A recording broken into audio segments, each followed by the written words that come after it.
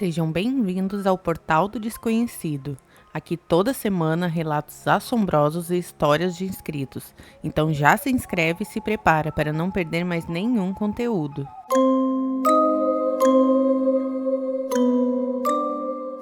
Eles pareciam um casal comum.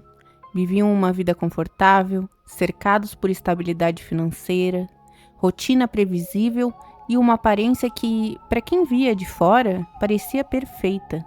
Mas por trás daquela fachada, existia um relacionamento marcado por conflitos silenciosos, tensões acumuladas e um desfecho que ninguém imaginava. Era o ano de 2002, na cidade de São Paulo. A vida de Fernanda Orfali seguia aparentemente normal.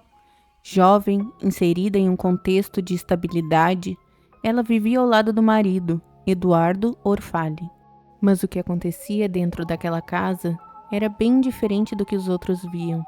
Discussões eram frequentes, o relacionamento já não era mais o mesmo, e aos poucos tudo foi se deteriorando.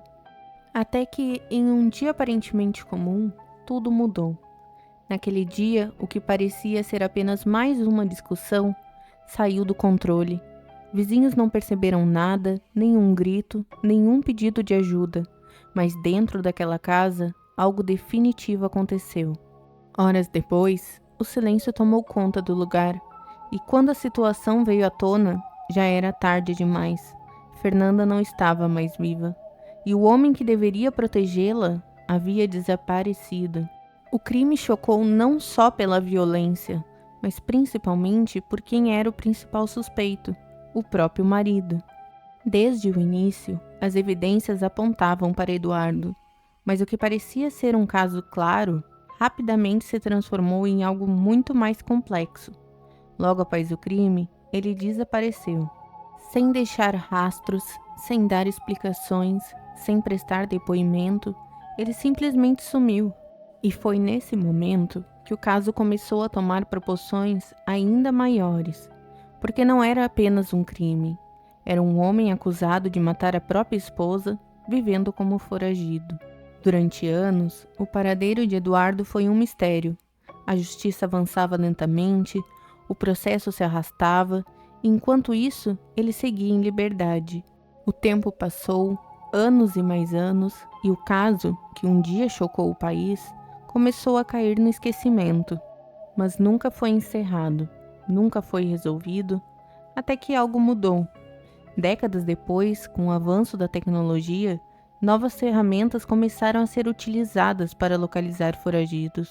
Sistemas de reconhecimento facial, cruzamento de dados, monitoramento digital, e foi exatamente isso que trouxe o caso de volta à tona. Eduardo havia conseguido viver escondido por mais de 20 anos. Mudou de identidade, mudou de cidade, levou uma vida discreta, longe de qualquer suspeita. Ou pelo menos era o que ele acreditava. Até cometer um erro, um detalhe aparentemente pequeno, mas suficiente. Ele foi identificado através de um sistema de reconhecimento facial. Uma simples exposição, um momento em que sua imagem foi capturada e comparada com bancos de dados. E foi aí que tudo desmoronou. Após mais de 2 décadas foragido, ele foi localizado no interior da Bahia, vivendo de uma forma simples, sem levantar suspeitas, mas carregando um passado que nunca deixou de existir. A polícia agiu rapidamente e, finalmente, depois de tantos anos, Eduardo foi preso. O caso voltou a repercutir, as pessoas voltaram a falar sobre Fernanda, e principalmente sobre o tempo que ele conseguiu escapar.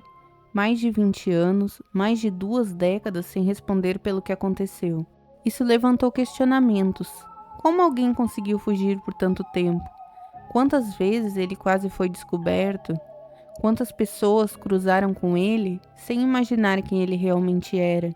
E o mais inquietante, quantos outros casos semelhantes ainda estão por aí, esperando para serem resolvidos?